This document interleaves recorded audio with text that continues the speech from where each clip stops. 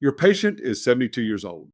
Chest pain, atypical presentation, first troponin negative. You admit to observation for serial enzymes and stress testing. She asks you, is this the same as being admitted? You say yes. You're wrong. And that answer may cost her thousands of dollars. Hi, this is Chet Shermer, and I've been practicing emergency medicine for 25 years.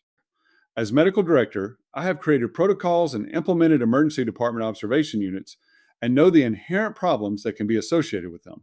Let's learn more to start solving the problems. Observation status is a Medicare billing classification. It is not a level of clinical care. It is not a location in the hospital. It is a designation that determines how your patient's stay is paid for. When a patient is placed in observation, Medicare classifies that as an outpatient service billed under Part B. When a patient is admitted as an inpatient, Medicare classifies that under Part A. The clinical experience may look identical. Same bed, same nursing care, same monitoring, but the financial consequences are completely different. This is not a technicality. This is a distinction that can financially devastate a patient on a fixed income. Under Medicare Part A, inpatient admission, patients pay a flat deductible.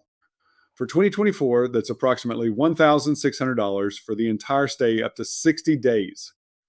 Under Medicare Part B, observation, patients pay 20% of each covered service. Every lab, every imaging study, every medication administered during the stay, that 20% adds up fast. There's a second financial hit. Skilled nursing facility care following hospitalization requires a 3-day qualifying inpatient stay. Observation time does not count toward those 3 days. Your 72-year-old patient who spends 4 days in an observation bed, gets a hip fracture repaired, and needs SNF placement afterward. She may have no SNF coverage at all because her entire hospital time is classified as observation. That is not a theoretical scenario. It happens routinely, and most patients have no idea until they receive the bill. Observation is not inherently wrong. It is the right tool for specific clinical scenarios, patients who need monitoring and workup that will likely lead to discharge within 48 hours, and where the clinical picture is genuinely uncertain. Chest pain rule out. Syncope workup. Mild to moderate exacerbation of chronic disease. Hypoglycemia requiring stabilization and monitoring. These are appropriate uses of observation status when the clinical trajectory is expected to be brief. The problem is scope creep, using observation for patients who need longer stays, complex workups, or who ultimately require inpatient-level resources. That's where the system fails the patient. CMS and commercial payers have become increasingly aggressive about reclassifying inpatient admissions to observation status during retrospective review. Hospitals, under pressure to reduce denials, sometimes preemptively classify patients as observation when clinical criteria for inpatient admission are actually met. This protects revenue on the front end, but transfers financial risk directly to the patient. Emergency physicians and hospitalists who understand the 2 midnight rule, the primary CMS benchmark for inpatient admission, have leverage in this conversation. If you expect a patient to require 2 midnights of hospital care, inpatient admission criteria are likely met. Know the rule. Use it in your admission documentation. The 2 midnight rule is the CMS standard for inpatient admission. It states that inpatient admission is generally appropriate when a physician expects a patient to require hospital care that spans 2 midnights.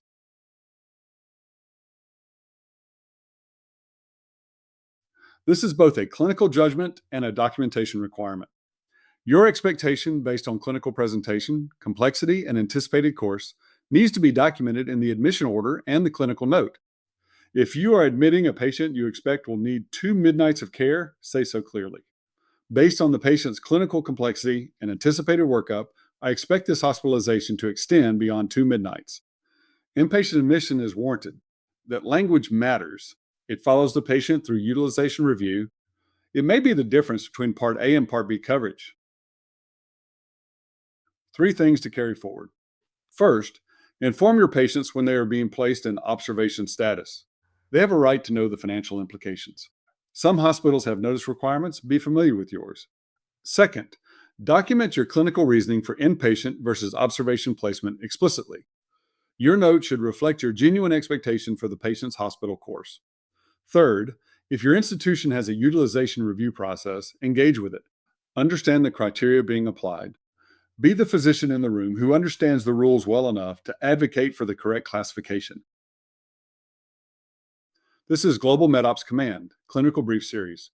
The patient who leaves your emergency department thinking they were admitted when they were in observation may not discover the difference until the bill arrives. You may not be able to fix the system, but you can make sure your patients understand what status they are in. Next brief, why good emergency departments still fail on bad days. Stay prepared. Stay educated. Out.